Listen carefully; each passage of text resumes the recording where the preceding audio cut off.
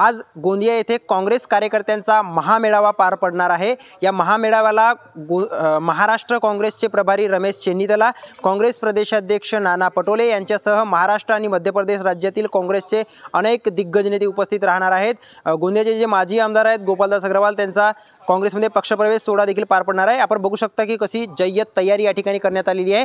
जवळपास 10 ते 15,000 लोकांची बसण्याची व्यवस्था या ठिकाणी करण्यात आलेली आहे।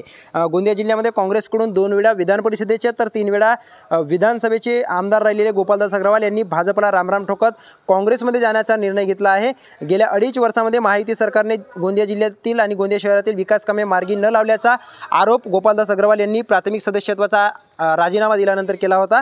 आज काँग्रेस प्रदेशाध्यक्ष नाना पटोले असतील, रमेश चेन्नीथला असतील यांच्या प्रमुख उपस्थितीमध्ये त्यांचा पक्षप्रवेश सोहळा पार पडणार आहे। तर येणाऱ्या विधानसभा निवडणुकीच्या अनुषंगाने ते कार्यकर्त्यांना काय मंत्रण देतात तसेच विरोधकांवर काय राजकीय हल्ले करतात हे पाहणे महत्त्वाचे असणार आहे। तर 2019च्या निवडणुकीपूर्वी गोपालदास अग्रवाल यांनी काँग्रेसचा हात सोडला होता आणि भाजपसोबत गेले होते। त्याच गोपालदास अग्रवाल यांच्यावर 2024च्या निवडणुकीमध्ये काँग्रेस पक्ष विश्वास दाखवणार का, त्यांची उमेदवारी आज जाहीर करणार का, हे पाहणं तितकंच महत्त्वाचं असणार आहे।